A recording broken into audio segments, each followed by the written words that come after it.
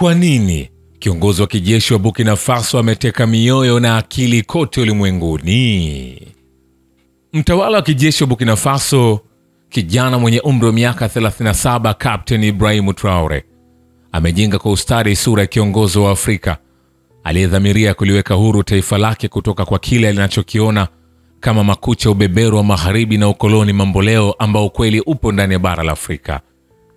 Ujumbe wake umesikika kote barani Afrika na kwingineko, huku wapenzi wake, wafuasi, wakimuona kifuata nyayo za mashujaa wa Kiafrika kama vile Thomas Sankara Burkina Faso, mwana mapinduzi ambaye wakati mwingine anajulikana kama Che Guevara wa Afrika. Raia kwenye maeneo mbalimbali wanasema huyu ndiyo mtu. Ujumbe wake unaonyesha umri tunaoishi, wakati wa Afrika wengi wanahoji uhusiano na nchi za magharibi na kwa nini bado kuna umasikini mwingi katika bara lenye rasilimali nyingi. Baada ya kutoa mamlaka katika mapinduzi mwaka 2022, utawala wa Ibrahim Traore uliiacha Ufaransa iliyokuwa mkoloni na kuunga mkono muungano wenye nguvu na Urusi, ambao umejumuisha kutumwa kwa kikosi cha kijeshi cha Urusi na kupitisha sera za kiuchumi za mrengo wa kushoto. Hii ni pamoja na kuanzisha kampuni ya uchimbaji madini inayomilikiwa na serikali, inayohitaji makampuni ya kigeni kuipa hisa 15% katika shughuli zao za ndani na kuhamisha ujuzi kwa watu wa Burkinabe. Sheria hiyo pia ilitumika kwa mchimba madini wa Urusi ambaye alipewa leseni mwishoni mwa mwezi Aprili kwa uwekezaji wake wa hivi karibuni katika eneo la dhahabu ya Burkina Faso. Kama sehemu ya kile Traore anaita mapinduzi kuhakikisha Burkina Faso inafaidika na utajiri wake wa madini, anajenga pia kiwanda cha kusafisha dhahabu na kuanzisha hifadhi ya dhahabu ya kitaifa kwa mara ya kwanza katika historia ya taifa hilo. Hata hivyo, makampuni yanayomilikiwa na nchi za magharibi yanaonekana kukabiliwa na wakati mgumu, huku makao makuu ya Sarama Resources yenye makao yake makuu ya Australia yakianzisha mashauri ya usuluhishi dhidi ya Burkina Faso mwishoni mwa 2024 kufuatia kuondolewa kwa leseni ya uchunguzi. Captain Traore amechukua pia migodi miwili ya dhahabu ambayo awali ilikuwa ikimilikiwa na kampuni iliyoorodheshwa London, na ilisema mwezi uliopita kwamba inapanga kuchukua udhibiti wa migodi zaidi inayomilikiwa na wageni. Yeye ndiye rais maarufu zaidi barani Afrika na kipenzi cha Waafrika, ambaye licha ya kupendwa sana yuko pia hatarini. Lakini Mungu anamlinda.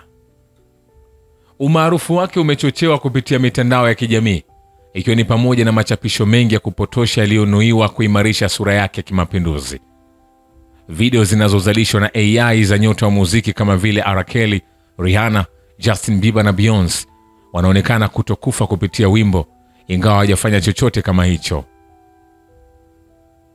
Traore amevutia hisia za Waafrika kwa mara ya kwanza alipozungumza katika mkutano wa kilele wa Urusi na Afrika mwaka 2023, akiwaambia viongozi wa Afrika waache tabia kama vibaraka wanaocheza kila mara mabeberu wanapovuta kamba.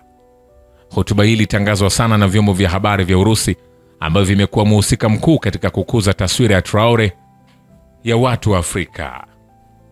Traore alihudhuria ukumbusho nchini Urusi wiki iliyopita kuadhimisha kumbukumbu ya miaka 80 ya ushindi wa Sovieti dhidi ya Ujerumani ya Nazi katika vita vya pili vya dunia. Alichapisha kwenye X kwamba yeye pamoja na viongozi wa kijeshi kutoka nchi jirani za Mali na Niger walitiwa moyo na hilo. Wanasema kushinda vita dhidi ya ugaidi na ubeberu kwa gharama yoyote.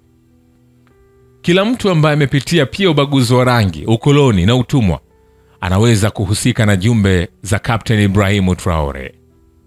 Lakini rais wa Ufaransa si shabiki, akimwelezea Traore kama sehemu ya muungano wa kifalme kati ya watu wanaojiita wa Afrika na mabeberu mamboleo. Emmanuel Macron pia alikuwa akirejelea Urusi na China ambazo alizishutumu katika hotuba yake 2023 kwa kuchochea mapinduzi katika makoloni ya zamani ya Afrika ya Ufaransa na kwa unafiki kuibua mabishano ya zamani juu ya uhuru na unyonyaji wa kikoloni. Umaarufu wa Traore unaendelea na kukua zaidi, huku pia ahadi yake ya kukomesha uasi wa miaka 10 wa Kiislamu ambao umechochewa na migawanyiko ya kikabila na sasa umeenea kwa majirani waliokuwa na amani kama Benin, anaendelea kupambana nao. Utawala wake pia unaendelea kukabiliana na upinzani, ikiwa ni pamoja na upinzani wa vyombo vya habari na mashirika ya kiraia, ambapo pia anatuhumiwa kuwaadhibu wakosoaji, lakini yeye anasema haadhibu wakosoaji, bali wakosoaji wanajiadhibu wenyewe. Kumbuka, Mwamba anafananishwa na Thomas Sankara aliyeingia madarakani katika mapinduzi ya mwaka 1983 akiwa na umri wa miaka 33.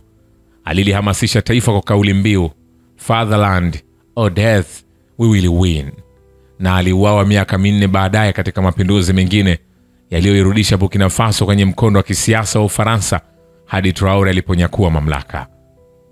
Umaarufu wa kiongozi huyo wa kijeshi unaonyesha mabadiliko ya kisiasa yanayoendelea katika bara la Afrika, hususan Afrika Magharibi. Utafiti wa mwaka 2024 kwenye nchi 39 uliofanywa na Afrobarometer ulionyesha kupungua kwa uungaji mkono wa demokrasia, ingawa ilisalia kwa aina maarufu zaidi ya serikali. Demokrasia imeshindwa kuwapa vijana matumaini, haijaleta kazi au elimu bora na afya.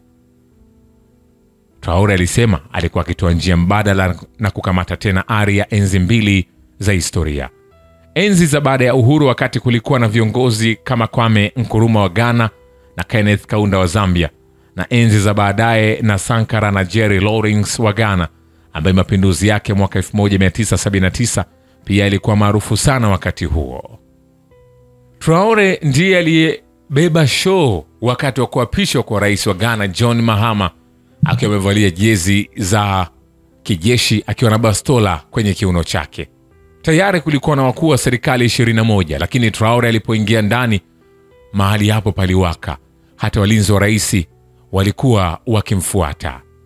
Traore alitoa taswira yenye tofauti kubwa kwa baadhi ya viongozi wengine wa bara la Afrika ambao walitatizika kutembea, lakini walingangania madaraka kwa kuiba uchaguzi. Traore ni kijana anayejiamini, mwenye uso wazi na tabasamu dogo. Yeye ni mzungumzaji hodari na ni mtu wa watu. Katika ishara kwamba serikali yake ya kijeshi inayoshirikiana na Urusi imepiga hatua katika nyanja ya kiuchumi, shirika la fedha la kimataifa na Benki ya Dunia zimetoa tathmini ya uchangamfu kwa ujumla. Katika taarifa mapema mwezi Aprili, IMF ilisema licha mazingira magumu ya kibinadamu na usalama, uchumi unatarajiwa kubaki imara mnamo 2025, na serikali imepata maendeleo ya kupongezwa katika kuongeza mapato ya ndani yenye muswada kwenye upande wa mishahara ya umma na kuongeza matumizi ya elimu, afya na ulinzi wa kijamii.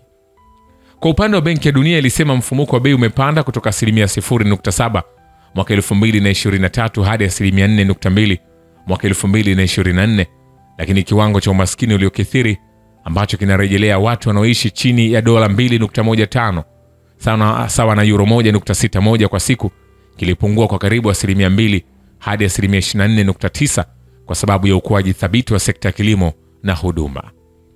Licha ya ripoti hizi kutoka kwa taasisi za kifedha zenye msingi wa Amerika, uhusiano na Ufaransa na Amerika umekuwa wa baridi.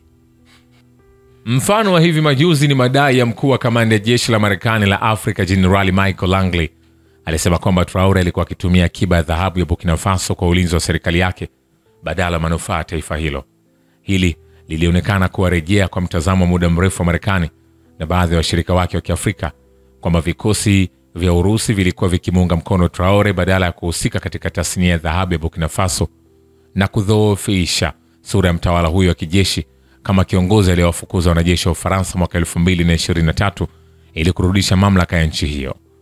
Maoni ya Jenerali Langley yaliyotolewa mapema mwezi Aprili wakati wa kikao cha kamati ya Seneti ya Marekani yalizua ghasia miongoni mwa wafuasi wa Captain ambao walihisi shujaa wao alikuwa akipakwa matope, na kweli hili lilichochewa zaidi wakati muda mfupi baadaye Captain wa Burkina Faso Ibrahim Traore alisema alikuwa amezuia njama ya mapinduzi kwa madai kwamba wapangaji hao walikuwa katika nchi jirani ya Ivory Coast ambapo Jenerali Langley alitembelea, wakitaka kumtoesha kabisa uhai wake ili mapinduzi anayotaka kuyafanya siyafanye tena na waendelee kutawala Afrika. Ivory Coast ilikanusha kuhusika katika njama yoyote, wakati kamanda ya Amerika ya Afrika ilisema ziara ya Jenerali Langley ililenga kushughulikia changamoto za kawaida za kiusalama pamoja na unyanyasaji wa itikadi kali. Lakini jeshi lilichukua fursa hiyo kuandaa moja ya mikutano yake mikubwa katika mji mkuu wa Burkina Faso kutokana na hofu kwamba mabeberu na mabalozi wao walikuwa wakijaribu kumuondoa nahodha huyo. Kumbuka, Colin Powell alidanganya Iraq iliharibiwa. Barack Obama alidanganya Gaddafi aliuawa. Lakini wakati huu uongo wao hautatuathiri, waandamanaji walisema huko nchini Burkina Faso. Mikutano ya mshikamano na Traore pia ilifanyika nje nchi, ikiwa ni pamoja na London siku hiyo hiyo. Aliingia kwenye mitandao ya kijamii baadaye akichapisha kwa Kifaransa na Kiingereza kutoa shukrani zake kwao kwa kushiriki maono yake Burkina Faso mpya na Afrika mpya, na kuongeza, kwa pamoja kwa mshikamano tutashinda ubeberu na ukoloni mamboleo kwa Afrika huru yenye heshima na uhuru. Haiwezekani kusema jinsi mambo yataisha kwa Captain Ibrahim Traore, kapteni mchanga, lakini yeye pamoja na viongozi wa kijeshi huko Mali na Niger kwa hakika wametikisa Afrika Magharibi, na mataifa mengine yamefuata mfano wao kwa kuamuru vikosi vya Ufaransa kuondoka.